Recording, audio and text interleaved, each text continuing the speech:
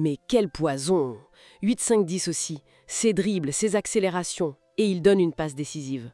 N'oublions pas non plus Mayulu qui marque en sortant du banc, ça montre la force du groupe. Un autre aspect, c'est le lieu, Munich, comme l'OM en 93. Sauf que là où Marseille gagne 1-0, Paris met 5-0. C'est le plus gros score pour un club français en finale de C1, et face à un triple vainqueur historique comme l'Inter.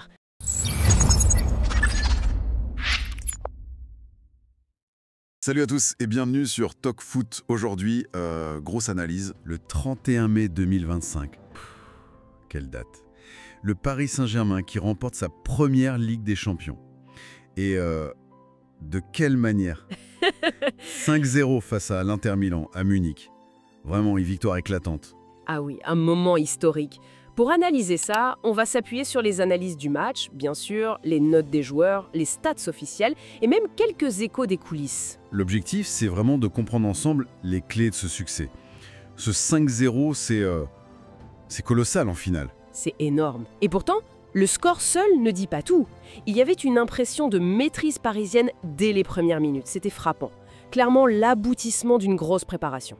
Alors, entrons dans le vif du sujet, la tactique de Luis Enrique. Beaucoup lui donnent 1010, ce fameux pressing ultra haut, très coordonné. Oui, ça a complètement étouffé l'Inter. Le PPDA, cette stat qui mesure l'intensité du pressing, Oui. 7,2 pour Paris contre 15,8 pour l'Inter. C'est un écart énorme. Ah oui, ok. Ça montre à quel point Paris récupérait le ballon haut et vite. Mais tenir un pressing comme ça physiquement, c'est très exigeant, non? Tout à fait. Ça demande une coordination parfaite. Chaque joueur doit savoir où et quand presser. Et puis, oui, une préparation physique au top. On l'a vu. Tactiquement aussi, l'utilisation des couloirs a été primordiale. Hakimi, Nuno Mendes. Exactement. Ils jouaient quasiment comme des ailiers. Ça a étiré le bloc de l'Inter, créé des espaces. Et du coup, les joueurs clés de l'Inter au milieu, Lautaro, Thuram devant, ils étaient coupés du jeu. Isolé. Les chiffres confirment d'ailleurs. Presque 60% de possession pour Paris, 8 tirs cadrés contre 2 seulement pour l'Inter, et les expected goals, les XG. Ah oui, les XG, c'est parlant. 3,4 pour le PSG contre 0,7. Ça montre la qualité des occasions parisiennes. C'était pas juste de la domination stérile. Paris a même battu un record, je crois. Oui. Première équipe à mettre 2 buts dans les 20 premières minutes d'une finale de Ligue des Champions. Hakimi à la 12e et Désiré Doué à la 20e. Justement, Désiré Doué. Parlons-en. Quelle performance! Phénoménal. 1010 partout, homme du match, doublé, passe décisive. À 19 ans, c'est plus qu'un joueur clé sur ce match, c'est un symbole. Le symbole de cette jeunesse qui arrive au sommet. Et formé au club, en partie. Premier joueur issu du club à mettre un doublé en finale. C'est ça, on rappelle son parcours. Arrivé de Rennes pour 50 millions à l'été 2024, après les JO, il s'est imposé très vite. Impressionnant. Mais c'est aussi une victoire collective, évidemment. Achraf Hakimi, 9-10, buteur rapide, omniprésent à droite. Infatigable. Et Kvaratskhelia, 9-10 aussi. Buteur, créateur. Un danger permanent sur son côté. Derrière, il fallait tenir. Donnarumma noté 8-10. Il a fait des arrêts qu'il fallait, clean sheet en finale, c'est important. Très solide. Comme le capitaine Marquinhos, 8-5-10. Impérial. Et son pendant à gauche, Nuno Mendes, très actif aussi, 8-5-10. Dembélé n'a pas marqué, mais Mais quel poison! 8-5-10 aussi, ses dribbles, ses accélérations, et il donne une passe décisive.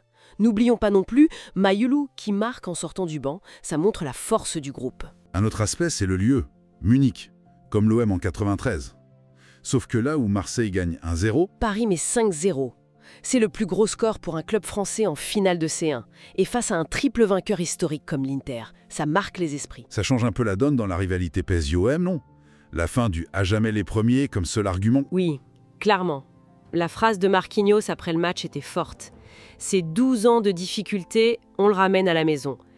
Ça résume cette longue attente et, quelque part, oui, ça redéfinit un peu la hiérarchie. Au-delà du sportif, l'impact est large.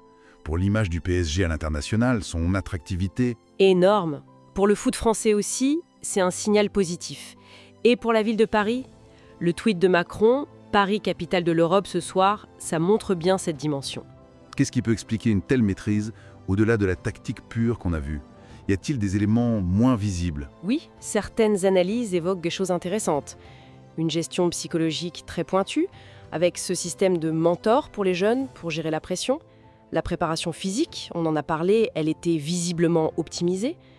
Et il se dit aussi que l'analyse de données, peut-être même l'IA, a joué un rôle dans la préparation tactique pour trouver les failles. Donc ce 5-0, loin d'être un accident. Pas du tout. C'est le fruit d'un travail énorme en amont, d'une exécution parfaite le jour J, d'un collectif fort et d'individualité au sommet, doué en tête. En résumé, une victoire historique, construite sur une préparation sans faille, une tactique géniale de Luis Enrique, un groupe uni et des joueurs exceptionnels. Exactement. Et ça nous laisse avec une question pour la suite. Est-ce que ce premier titre européen, c'est juste l'aboutissement d'une quête pour le PSG, ou est-ce que c'est au contraire le point de départ d'une nouvelle ère, d'une domination sur le continent? Bonne question. L'avenir nous le dira. C'est tout pour nous aujourd'hui sur TalkFoot. Mais attention, hein, restez connectés. Suivez-nous partout, abonnez-vous parce que franchement, il y a des meilleures choses qui arrivent. Du très très lourd en préparation, vous allez voir. Peut-être une dernière petite réflexion. Est-ce que ce match sans véritable enjeu comptable nous donne vraiment une image fidèle des défis qui attendent ces deux équipes la saison prochaine, notamment sur la scène européenne? À méditer. Talk food.